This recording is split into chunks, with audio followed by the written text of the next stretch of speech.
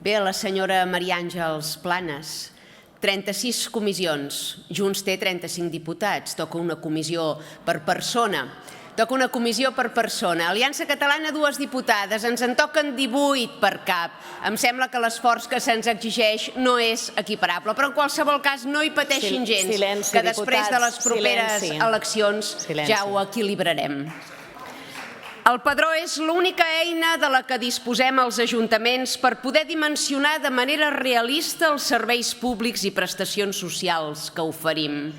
Per això qualsevol distorsió o frau atempta no només contra la bona gestió de l'administració local, sinó contra els drets i benestar dels nostres veïns. La incontinència immigratòria dels governs espanyol i català, la seva incapacitat de fer complir la llei d'estrangeria i la debilitat amb la que s'agenollen a les pretensions de la Comissió Islàmica o de les ONGs que trafiquen amb humans, provoca efectes devastadors a les viles i ciutats d'arreu del país. Unes administracions superiors que es pleguen a la voluntat del globalisme, que generen col·lapse i baixades estrepitoses del PIB per càpita als nostres barris i que en comptes de fer transferències quantioses i urgents per combatre la sotragada, abandonen a la seva sort els ajuntaments després d'ocasionar-los el problema.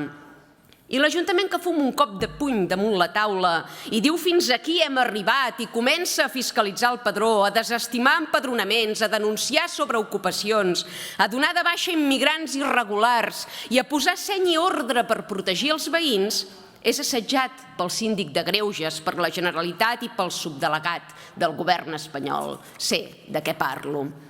Se'ns fan consultes populars i processos participatius per saber si volem una paret de color crema o de color blau cel, però ningú té el valor de preguntar-nos, en referèndum, si volem continuar sent residualitzats i envaïts. I parlo d'un referèndum vinculant, no de tripijocs per anar fent la viu-viu. Per què no se'ns consulta sobre una qüestió que impacta negativa i brutalment en tots els àmbits, sanitari, educatiu, social, que té conseqüències a nivell d'identitat, seguretat i convivència i que comporta una regressió de drets i d'oportunitats?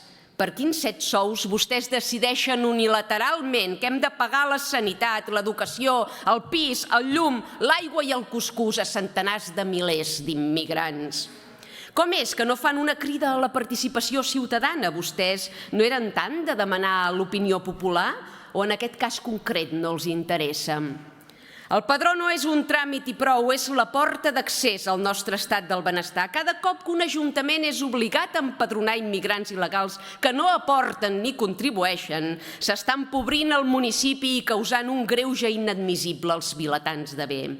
Cada empadronament fraudulent és un robatori als contribuents catalans i l'administració no només ho permet, sinó que ho fomenta i ho aplaudeix. Fins ara el padró servia per fer la planificació als centres escolars i als centres de salut, però els governs d'esquerres han obert la porta que es pugui escolaritzar i anar al metge de franc sense ni tan sols empadronar-se, arrabassant competències als ajuntaments i dificultant-los la programació i dotació de serveis essencials, potenciant el fracàs escolar i l'augment de les llistes d'espera. De qui és responsabilitat tot aquest desori? D'Espanya, sí, per incompliment de la llei d'estrangeria, però també i sobretot del Departament d'Igualtat i Feminismes de la Generalitat, que mitjançant un decàleg vergonyós pretén que empadronem sense sol·licitar el títol de propietat ni el contracte de lloguer. Un decàleg subscrit per ajuntaments d'arreu del país, governats per inconscients i mesells de totes les formacions polítiques, inclosa Junts. No veuen que van en contra dels drets i interessos del nostre poble? Tant és quants cops m'acusin de racisme institucional, continuaré demanant el títol de propietat o el contracte de lloguer i desestimant el padró a qui no pugui acreditar-los. Continuaré enviant la policia a fer comprovacions i continuaré donant de baixa del padró a qui cometi frau o intenti enriure's dels ripollesos. Perquè aquí el problema ja no és el marc legal, és la voluntat política. Mentre ens governi qui no té consideració pels contribuents catalans, tenim les de perdre. Mentre el cordó sanitari el patim els qui fiscalitzem el padró i no els qui empadronen 500 immigrants il·legals en pavellons o biblioteques, no ens en sortirem. No hem de demanar a Madrid que reformi el padró. Hem de forjar un estat que controli les seves pròpies fronteres i que, en comptes de regalar drets als estrangers com qui regala caramels, els imposi condicions, requisits i deures. Per a les futures generacions, l'estat del benestar té un nom: estat català.